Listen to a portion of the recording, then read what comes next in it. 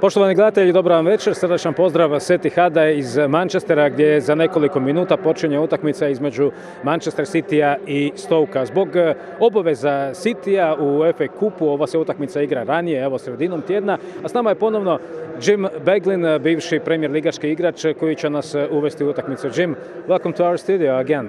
Thank you, Neven. It's always a pleasure. Thank you.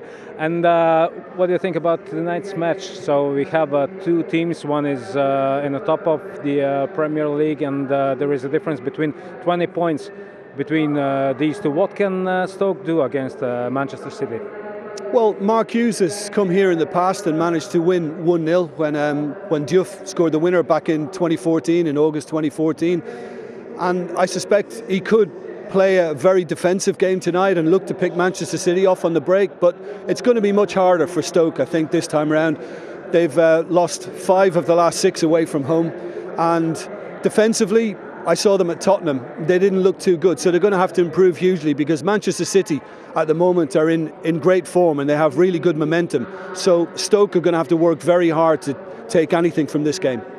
Evo, pitao sam Džima što misli o tome kakvi su uopće izgledi gosti u večerašnjoj utakmici. Rekao je da Mark Hughes ovdje zna doći sa defanzivnom varijantom, da pokušava ne primiti pogodak, da u posljednje vrijeme nisu baš bili tako uspješni s obzirom da su izgubili 5 utakmica iz posljednjih 6 gostovanja, ali vidjet ćemo kako će izgledati ova za Stoke. You mentioned Stoke was not really good in the last couple of matches, and on the other hand, Manchester City won last 4. So City is playing really good football again.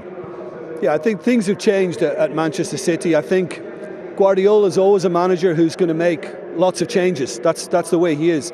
And I think earlier in the season, I think he confused the team a little bit. There was a lot of innovation, a lot of changes to formation, playing players out of position.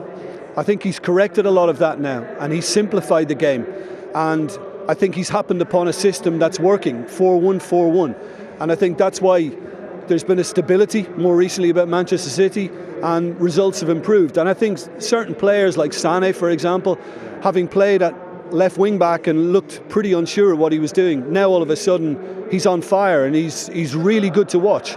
And I think Pep, in easing off on the amount of change he's made, has helped his team.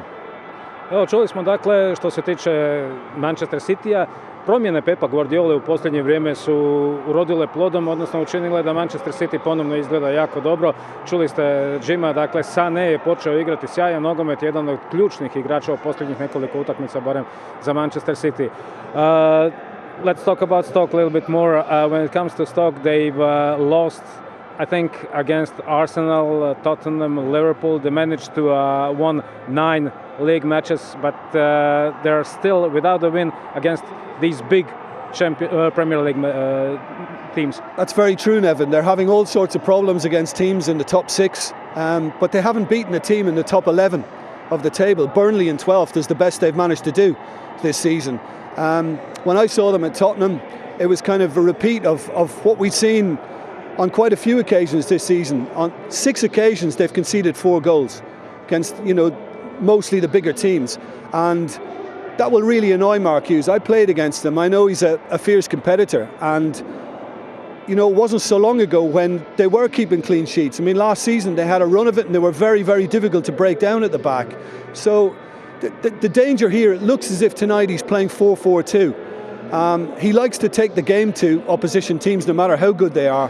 But I think if he does that and he opens up here in midfield, as it seems he might do, then he could be playing into Manchester City's hands. So this could go wrong for Stoke.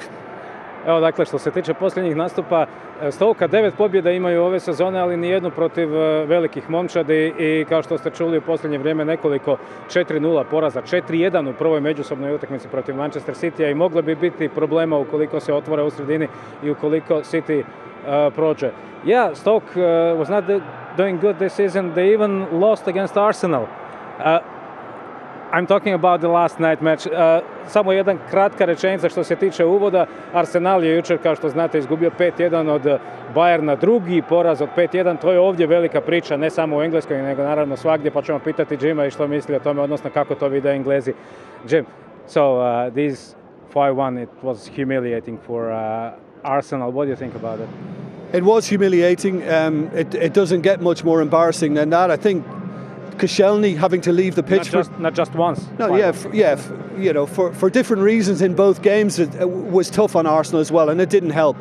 But overall, you know, having lost at Chelsea, having lost at Liverpool last weekend, Arsene Wenger doesn't seem capable of winning the big trophies anymore, whether it be the Champions League or the Premier League.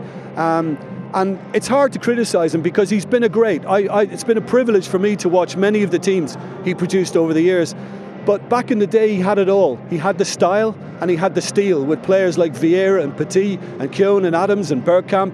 They were tough guys. I don't think he has enough tough guys and leaders in his team now. And I think Arsenal are always lovely to watch, but they're too nice.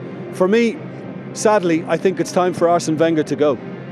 Evo, čuli ste, dakle, Džima, što se tiče Arsenala, također što je velika priča ovdje, naravno, danas u Engleskoj. Džim smatra da je vrijeme za Arsena Wengera da ode sa mjesta menadžera Arsenala nakon svih tih sjajnih momčadi koje je vodio i odličnih igara koje je u ostalom Arsenal pružao. Sjećate se iz doba Henrya još i tih svih pobjeda, igranja u završnicama najvećih natjecanja. Sada, nažalost, po Arsenalu i Arsenalove navijače ima malo toga danas. Okay, Jim, so this is it. We're ready for the match. Thank you once again for being with us. No, thank you for having me. Evo, poštovani gledatelji, toliko za sada što se tiče ovoga uvoda u utakmicu. Slijede reklame, nakon toga naravno ogled Manchester Citya i Stoke-a.